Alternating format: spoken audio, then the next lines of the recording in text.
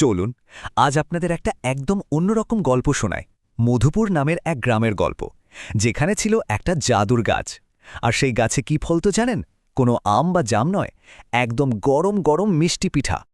একবার শুধু চোখটা বন্ধ করে ভাবুন তো, এমন একটা গাছ যেটাতে কিনা ফলের বদলে ঝুলছে ধোয়া ওঠা মিষ্টি পিঠা। কি ভাবতেই জিভে জল চলে আসছে, তাই না?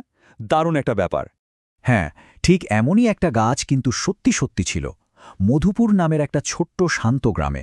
আর গ্রামের ঠিক মাঝখানে মাথা উঁচু করে দাঁড়িয়ে থাকত সেই আশ্চর্য গাছটা। জানেন, গাছটা থেকে না সব সময় একটা নরম মিষ্টি আলো বেরোত, আর সারাটা গ্রাম পিঠার গন্ধে মম করত। তো সবকিছু বেশ ভালোই চলছিল, বুঝলেন। কিন্তু একদিন সকালে ঘটল এক ঘটনা। গ্রামের সবচেয়ে লোভী লোকটা ঠিক করল গাছের সবচেয়ে বড় পিঠাটা সে একাই খাবে, কাউকে একটুও দেবে না। আর যেই ভাবা সেই কাজ। লোকটা তো মহা খুশিতে পিঠাটা হাতে নিয়ে যেই না মুখে দিয়েছে এক মস্ত বড় কামড়, অমনি তার মুখটা একদম বেঁকে গেল। সে পিঠাটা প্রায় ফেলেই দিচ্ছিল আর কি। চিৎকার করে বলে উঠল, থু, ছি, এই পিঠে এত নোনা কেন? আর এই ঘটনার পর থেকেই গ্রামের সবাই একটা অদ্ভুত জিনিস খেয়াল করতে শুরু করল। ব্যাপারটা হলো, যেই লোভ করে একা একা পিঠা খেতে যায়, তার পিঠাটাই কেমন করে যেন একদম নোনতা হয়ে যায়। কিন্তু যারা সবার সাথে মিলেমিশে ভাগ করে খায়, তাদের পিঠা হয় একদম মধুর মতো মিষ্টি। কি অদ্ভুত এক জাদু, তাই না? কিন্তু প্রশ্নটা হলো, এটা কিভাবে হচ্ছিল? মানে মিষ্টি পিঠা হঠাৎ করে নোনতা হয়ে যাচ্ছে, এর পেছনে কে ছিল? আর এরপর কি হলো জানতে চান? চলুন তাহলে আসল রহস্যটা এবার জানা যাক। আচ্ছা, যখন সেই লোভী লোকটা নোনতা পিঠা খেয়ে মুখ বাঁকাচ্ছিল, ঠিক তখনই একটু দূরে দাঁড়িয়ে একজন মিটিমিটি হাসছিল। কে সে জানেন?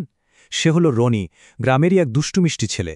কারণ এইসব জাদুর পেছনের আসল কারিগর তো সেই। আসলে কি হয়েছিল জানেন? রনিল মাথায় খেলেছিল এক দারুণ বুদ্ধি। সে বন্ধুত্ব পাতিয়েছিল গ্রামের এক মজার ভূতের সাথে। হ্যাঁ, ভূত। আর দুজনে মিলে প্ল্যান করেছিল যে যারা লোভ করবে তাদের একটু শিক্ষা দিতে হবে, তবে কোনো ভয় দেখিয়ে নয়, একদম একটা মিষ্টি শিক্ষা। আর যেই না লোভী লোকটা নোনতা পিঠা খেয়ে অমন বিশ্রী মুখ করেছে, ঠিক তখনই গাছের আড়াল থেকে সেই বন্ধুভূতটা রনিকে দেখে একটা চোখ মারল। আরে ভূতটা কিন্তু মোটেও ভয়ঙ্কর ছিল না, সে ছিল একটা গোলগাল, ভুঁড়িওয়ালা, হাসিখুশি ভূত। তো রনি আর তার ওই ভূত বন্ধুর এই মজার কাণ্ড থেকে গ্রামের সবাই কিন্তু দারুণ একটা শিক্ষা পেল, একটা খুব মিষ্টি শিক্ষা। গ্রামের সবাই গাছের এই জাদুটা ঠিকই বুঝতে পারল। ব্যাস, তাদের মন থেকে সব লোভ যেন কোথায় হাওয়া হয়ে গেল। সবাই তখন থেকে একে অপরের সাথে পিঠা ভাগ করে খেতে শুরু করল। ছোট বড় কেউ আর বাদ যায় না। সত্যি বলতে পুরো গ্রামেই যেন একটা উৎসবের আমেজ চলে এলো। আর জানেন কি আশ্চর্য ব্যাপার?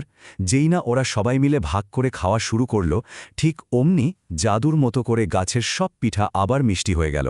সবাই একসাথে গাছের নিচে বসে হাসি মুখে পিঠা খাচ্ছে, আর তাদের বন্ধুত্বটাও যেন ওই পিঠার মতোই দিন দিন আরও মিষ্টি হয়ে উঠছে। কিন্তু ভাবছেন গল্পটা এখানেই শেষ? একদমই না। মধুপুর গ্রামে ওই জাদুর পিঠা গাছের গল্পটা কিন্তু আজও সবার মুখে মুখে ফেরে। শোনা যায় এখনও নাকি যখন আকাশে টলটলে পূর্ণিমার চাঁদ ওঠে, ঠিক তখন ওই পুরনো গাছটা থেকে ভাপা পিঠার একটা মিষ্টি গন্ধ ভেসে আসে হাওয়ায়। কিন্তু একটা প্রশ্ন থেকে যায়, আচ্ছা, যদি এখনও কেউ একা একা লোভ করে ওই গাছের পিঠা খেতে চায়, তাহলে কি হতে পারে বলুন তো? পিঠাটা কিন্তু এখনও সাথে সাথেই নোনতা হয়ে যায়।